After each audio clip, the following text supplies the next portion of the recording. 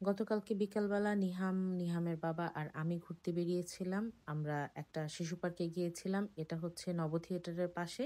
পার্কটা নতুন দেখলাম। এর আগে ছিল না। রিসেন্টলি হয়তোবা এটা ওপেন হয়েছে।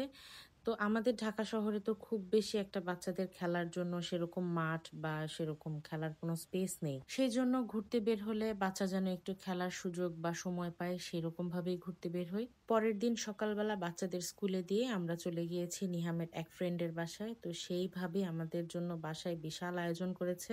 যে সময়টা ডায়েট করতে চাই ঠিক সেই সময়টাই ঘটনাক্রমে কেন যেন খুব বেশি খাওয়া দাওয়া হয়ে যায়। এই ভাবির বাসায় এসে এত খাওয়া দাওয়া করা হয়েছে আর প্রত্যেকটা আইটেম এত মজা ছিল। এত মজার মজার আর দারুণ খাবার দেখে কি আর ডায়েটের কথা মাথায় থাকে? তখন মাথায় ঘুরে যে এখন খেয়ে নেই, পরেরটা পরে দেখা যাবে। বাচ্চাদের জন্য একটু খারাপ লাগছিল, মনে হচ্ছিল বাচ্চারা থাকলে আর একটু বেশি এনজয় করতে পারতো। আর আমাদের একটা গ্রুপ আছে ফেসবুকে, সেটা হচ্ছে বাচাল গ্রুপ। ভাবি আবার সেই গ্রুপের নামে কেকও বানিয়েছে। এটা দেখে সত্যিই খুব ভালো লেগেছিল।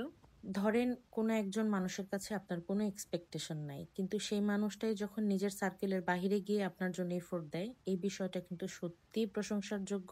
আমার কাছে সবচেয়ে বেশি মজা লেগেছিল হালিমটা অনেক বেশি টেস্টি ছিল। সবাই মিলে বাচ্চাদের ছাড়া, ঘর সংসার ছাড়াও নিজেরা একটু কোয়ালিটি টাইম স্পেন্ড করলাম।